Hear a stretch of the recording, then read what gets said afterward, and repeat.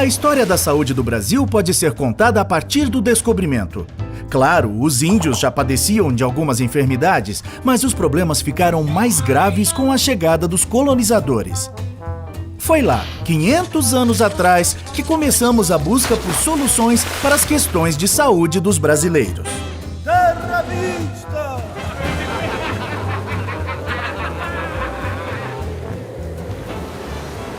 Durante os 389 anos da colônia e do Império, pouco ou quase nada se fez pela saúde no Brasil. Já naquele tempo, o acesso aos tratamentos variava de acordo com a classe social. Os pobres e escravos viviam em condições muito duras e eram os primeiros a cair por terra.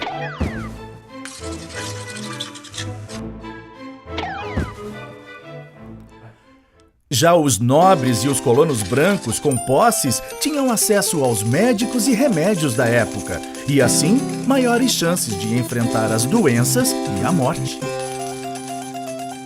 Para a maior parte da população, a opção eram as Santas Casas de Misericórdia, implantadas pelos religiosos. Mas os hospitais viviam na pobreza e, na maioria das vezes, os tratamentos não iam além da canja de galinha e da caridade.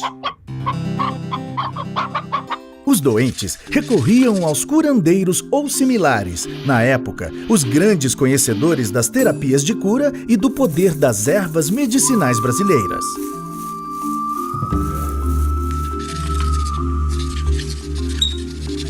Vou curar vosso ser. Após a independência, Dom Pedro I realizou as primeiras mudanças significativas para melhorar a saúde do povo. Transformou escolas em faculdades, criou órgãos para vistoriar a higiene pública, delimitou funções para os praticantes da medicina, mas as medidas foram pouco eficazes, do tipo para inglês ver. O Império terminou com o agravamento das condições de saúde e o Brasil continuou com a imagem de um país doente, onde viver era um risco, um verdadeiro purgatório. Eu é que não vou para o Brasil, rapá. Lá tem muita doença. A República trouxe novos ares e esperanças de avanços na saúde. Agora sim, com a República, a saúde do povo vai melhorar. Com o fim da escravidão, o Brasil passou a depender da mão de obra dos imigrantes para o trabalho nas lavouras de café e nas fábricas. Mas a fama de um país insalubre afugentava novos operários.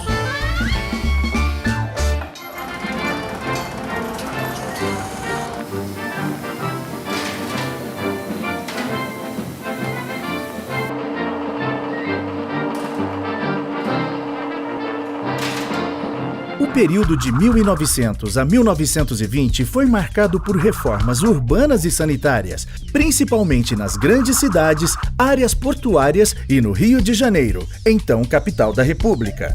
Apesar disso, o Brasil seguia refém dos problemas sanitários e das epidemias. Pois é isso mesmo! Ando cavando! Depois palhaçado! Na minha gaita! Vou tocando, rato. As mudanças propostas por muitos eram contrárias aos interesses políticos e econômicos daquele tempo. No entanto, o crescimento do país dependia de uma população saudável e com capacidade produtiva. Os sanitaristas comandaram este período realizando campanhas de saúde.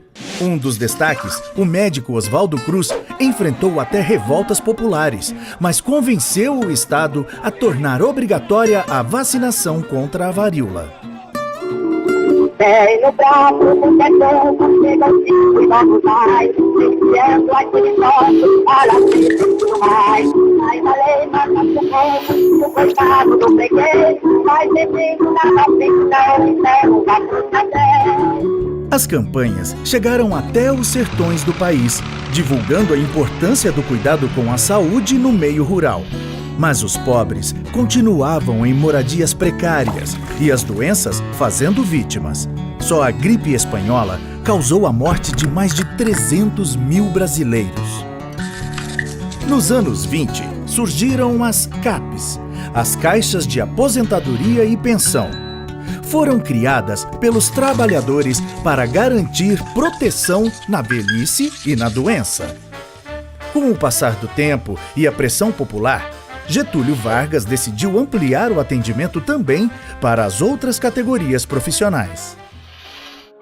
Estamos expandindo o modelo das CAPs. Agora elas passam a se chamar IAPs, Institutos de Aposentadorias e Pensões, e vão atender muitas categorias profissionais. Também estamos criando o Ministério da Educação e Saúde para dar mais atenção aos trabalhadores. O período getulista promoveu reformulações no sistema. A atuação passou a ser mais centralizada, focada no tratamento das epidemias e endemias. Só que as verbas da saúde acabavam desviadas para outros setores. Boa parte dos recursos dos IAPs eram utilizados para financiar a industrialização do país. E, mais uma vez, o atendimento não chegava a todos. O Brasil continuava doente. O povo tá doente, o povo tá infeliz. Sem honestidade não avança esse país. O povo tá doente, o povo tá infeliz. Sem honestidade não avança esse país. Não, não, não, não.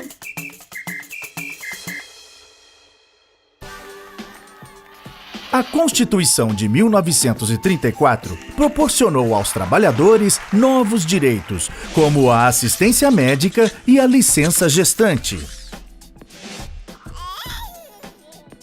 Até que em 1943 veio a CLT, Consolidação das Leis do Trabalho, que além dos benefícios à saúde, criou o salário mínimo e outras garantias trabalhistas. Com a Segunda Guerra, o mundo paralisou perplexo diante de Adolf Hitler. Regulären Vollzahlen geschlossen. Seit 5:45 wird jetzt zurückgeschossen. Und von jetzt ab wird Bombe mit Bombe vergolten. No Brasil, o desafio era levar mais saúde ao povo brasileiro. Em 1953, foi criado o Ministério da Saúde, que se ocupava principalmente das políticas de atendimento nas zonas rurais, enquanto que nas cidades, o acesso à saúde era privilégio dos trabalhadores com carteira assinada. Queremos demonstrar ao mundo inteiro, a todos que nos querem dominar, que o Brasil pertence aos brasileiros. Vai surgir para trabalhar. Brasil, vamos para as urnas. Povo democrata, gente varonil. Juscelino, Juscelino, Juscelino, para presidente do Brasil.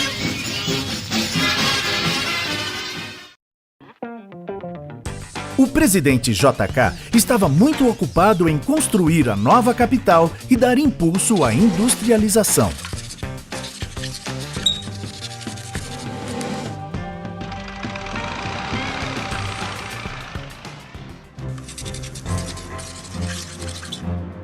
Atenção Brasil! Atenção Brasil! Atenção Minas Gerais! As tropas do 2º Exército, sob o comando do General Cruel, já sitiaram o estado da Guanabara. Veio a ditadura e os governos militares focaram os investimentos na segurança e no desenvolvimento. Mais uma vez, a saúde sofreu com a redução das verbas. E doenças como a dengue, meningite e malária se intensificaram. Diante das epidemias e do aumento da mortalidade infantil, o governo foi atrás de soluções. Em 1966, nasceu o INPS, com a missão de unificar todos os órgãos previdenciários que vinham funcionando desde 1930 e, claro, melhorar o atendimento médico.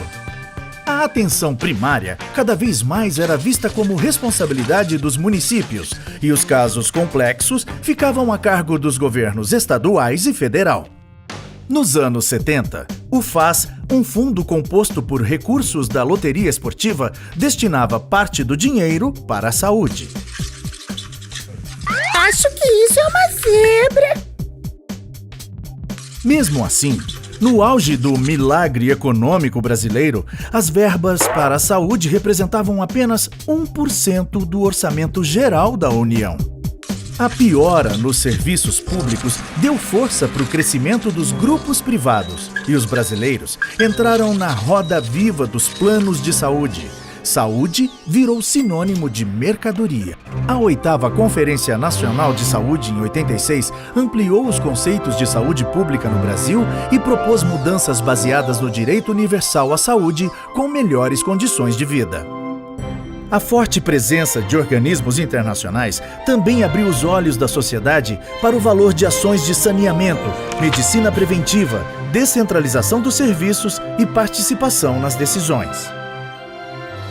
O relatório produzido durante a 8ª Conferência foi tão importante que serviu de base para a elaboração do capítulo de saúde da Constituição de 88 e para a criação do SUS, Sistema Único de Saúde.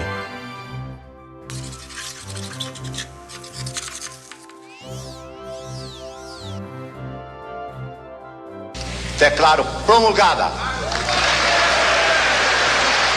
o documento da liberdade, da dignidade, da democracia, da justiça social do Brasil. Que Deus nos ajude que isto se cumpra. Embora ainda com participação do setor privado, o SUS estabeleceu o princípio de um sistema de saúde gratuito e de qualidade para todos os brasileiros. Vários programas importantes, como o PSF, Saúde da Família, o Profai, de Formação em Enfermagem, e as RET-SUS, Escolas Técnicas Profissionalizantes, foram criados nessa época e até hoje contribuem para a qualificação e humanização do atendimento. O Brasil mudou de patamar na saúde pública. Os avanços são inegáveis, mas os desafios continuam imensos. Até hoje, o SUS não recebe verbas suficientes e isso tem reflexos diretos na qualidade do atendimento. A saúde também segue sofrendo as consequências da corrupção e do gigantismo do Brasil. Assim como há 500 anos, ainda estamos em busca de uma saúde de qualidade para o povo brasileiro e esperamos pelo momento onde o Brasil faça valer o artigo 196 da Constituição. Saúde, um direito de todos, um dever do Estado.